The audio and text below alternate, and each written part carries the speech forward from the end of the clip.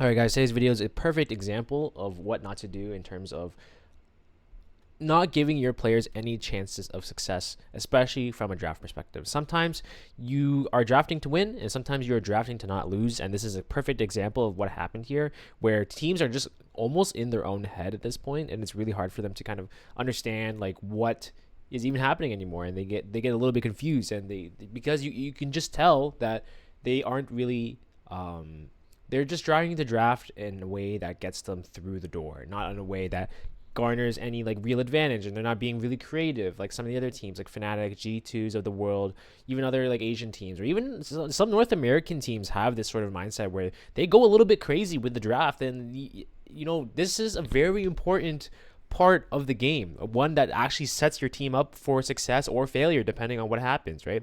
And I think this is a classic example of it. So I wanted to break this down specifically, but also give some insights as to why it has effects on the game itself. So let's start off with this draft in the opener. So SK end up going for the Corki opener. Fnatic respond with the Ezreal. So in my eyes, I've actually seen much more success out of the Ezreal than I have with the Corki, but SK decided this is like something that they prioritize a little bit more, so they're okay with it.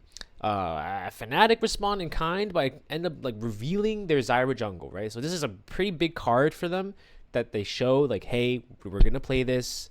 This is us, and you have a chance to kind of counter this. If I'm SK, I'm looking, you we're eyeing the Braum R3 pivot, and then if we don't see that happen, we can go for a frontline pivot comp or frontline backline dive pivot comp, right? And they swing for that a little bit early, but a lot of the picks are like you're just picking things just to pick them because you think it makes sense, but then in reality it's a little bit awkward in order to think about like what you're going for. So someone has to go first in terms of what's being picked, which is totally fine, but in terms of what's being picked here, it does reveal a lot from SK, right? Or it doesn't achieve a lot, right? So for example, they mashed the Varus into the Ezreal when the Ezreal is actually considered a soft counter into the Varus, right? Of course, Varus is a decent like blind and overall like flexible AD carry in order to counter, but when you're Fnatic and you actually reveal a lot of like a huge indicator as to what your composition is looking to do, there's a lot of information that you get there, and I don't really think SK withdrew enough of it from there. They even go for the Rel on R3, so there is a chance for SK to actually go for that pivot, and they can go for a much more focused comp in terms of being able to lock down targets, right? Maybe they're not comfortable at doing so because look at if you take a look at the bans here, they actually ban out the Vi themselves, and a lot of teams are willing to actually play around this Vi and like just focus on getting good gameplay and being able to lock down targets and things of that nature. But it seems that they're not really like that's not really their style at this point, right? So because of this, Fnatic end up locking on the R4 for the Yone, and then it's a soft counter into the Corki. The laning phase is not that great, but it answers what you need to do because it appears that Fnatic just have a number as how SK like to play, right? Even though they have been revealing, they have this weakness to potentially this opportunity for SK to potentially have a lockdown and be able to draft certain things that kind of counter what the Fnatic comp is looking to do via poke and front to back. They end up just signing up to lose for it, let's say. So because of this, SK quote unquote have a cohesive comp, right? But they have one that cohesively loses into what Fnatic are basically preparing for, right? So in terms of poke, I would actually consider Corki Varus is good poke, right? But you are signing up for a composition that is able to match that in terms of poke ability, but also has enough front to back stat check that when you're picking things like Poppy Ornn, your poke comp's not really that relevant, right? A poke comp is only as strong as the length of time that it's able to maintain its poke and maintain it as an advantage state. If you have things like Zyra or Yone that are able to either get through your front line and go straight to your primary poking targets, or they're able to melt through your front line, then you're probably going to have a problem, right? You're not going to be able to hit your poke condition. That's where I see the biggest issue with this. In addition, they're not picking things that give them enough advantage, even from a laning perspective, right? Like picking Diana into Zyra it's all right, but picking things into like Varus into the Ezreal doesn't garner much advantage, and you kind of see how like there's not very many winning lanes for SK to even play through, and you can really see how they just leave themselves open, even though Fnatic revealed a lot about their composition. earlier on. And because of this, they end up with a comp that has like okay poke, but Fnatic's comp can answer the poke because they can melt through it. But also, they don't even have winning lanes, and arguably, you can even argue that Fnatic's comp outscales SK's comp, and SK have a scaling comp. And this is like, you can see where all the issues with this composition kind of line up, right? And it's not even necessarily because it's not even on the SK players at this point per se. It's more so on the fact that this draft is like very hard for them to really get on the board, right? But they try to make the best out of it, and this could be something that they are just comfortable doing and they want to try and they want to just make work, which is totally respectable. But in the case of like in terms of absolutes and what Fnatic did here, I actually don't think it was anything special. So I'm going to touch on a little bit on the gameplay side as well, and just a little bit of the few points that they actually played around with this composition that do make somewhat sense. So they acknowledge that the Zyra jungle definitely needs to be shut down, so they actually go for a trade on top side in terms of like a lane invade top side in order to force a little bit more of like a lane swap scenario, as we've been seeing quite often, right? On paper, this makes sense because Ornn would do poorly into both range matchups. We're talking both Ezreal into the Gnar, and he would do his best in order to mitigate both. So basically, either way, Jinax is just chilling. Like he's just not going to do much in lane, so you may as well choose the one that can be mitigated more.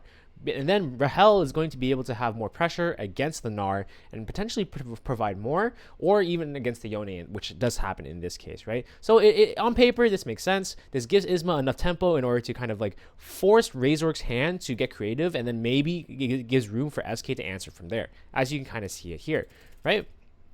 An alternative fix to this is to just draft better, though. That's the problem, right? I think you can just fix this with a draft that doesn't force you to have to go through this, right? You can have more tools. You can have like engage. You can have like things that force more than just something like that's so blindable, right? Like certain picks are always contextual. They're stronger or weaker dependent on the information that the enemy gives you. So when you're given such critical information, then picking something like Varus doesn't really get to capitalize on it. So touching on something that they did do well, though, in spite of this lane swap scenario, is they actually this dive onto Oscarinen, right? So they end up basically they are overloading top side, and then Fnatic, usually what happens here is they respond in kind by overloading the other side, and as a result, they end up getting a great dive. It's 1-for-1, but Oscarinen loses the wave, so it's like all in all, it's pretty solid, right? So not so bad. But then the eventual outcome of this lane, the inevitable of this lane, ends up happening anyway. And in the case of Jinax, he's basically suffering, right? Like he is it's a pretty raw Ornn blind for this draft overall. When you're in this weak side environment, even for someone as tanky as Ornn, when you're against a coordinated team like Fnatic, you're not going to be able to play too much, right? You're just going to be on the receiving end of a lot of this suffering, let's put it that way. So he's full HP, he's under a tower, he's got a wave, but it doesn't really matter because look at this. It's just so much, like this is just the natural byproduct of things. And I think someone like Gnar is going to be able to it has like a decent amount of survivability as well, but overall, when Fnatic are like weighing out this sort of situation and giving Razork a side to play through and just have the Zyra jungle play be safe and outscale this potential Ornn, it makes it a little bit awkward, right? You can kind of see throughout this game, honestly, there's a couple good plays by SK, but that's about it, right? It ends up just being Jinax dying over and over again, mainly because it's very hard for him to do much safely at all. It's likely due to the fact that he's playing a champion like Ornn, so it has a lot of trouble. So as you can see here, in this play, he's basically walking up to tower, but he doesn't realize he's dead until it's too late because Oscarinen basically just walks up and slaps him for eternity. And basically, you can kind of see, like, although they're down to go for the lane swap, you can see how as time passes, it's still much harder for a champion like this Ornn to really function. And it just gets harder and harder, and they slowly bleed, right? So I can watch again. I think Jinax gets caught here again because there's not much he can do. He's just stuck in this situation where he has to catch this wave. You're not gonna have to just bleed out every single wave every single time, right? You're gonna have to just expose yourself at some point. And every time he does, he's basically dying for it, right? And then this slowly just causes a significantly larger bleed, and this gives more and more room for Fnatic to play the game. And they're not pressed. SK is pressed here because they have to make plays, or else they're just going to get outscaled. Ironically speaking, they can't even play for the ornaments. Then this ends up basically continuing to play out until SK get more and more desperate. So, for example, I think around 17 here, Fnatic are just finished up a Rift Herald, but SK are getting the feeling that their time is running out, right? So they're going for more ambitious plays. Rahel's going to go high on this mid wave. He's going to go try to get that mid tier 1 just because they need to get something on the board here, right? But this is obviously inherently risky. Isma's trying to cover it, but you can just kind of tell the damage is already done here. This is a byproduct of, their draft not being able to do enough in order to mitigate and not have enough tools to handle what Fnatic can bring to the table eventually with this comp, right? So they end up just losing another fight. And from this point, you don't.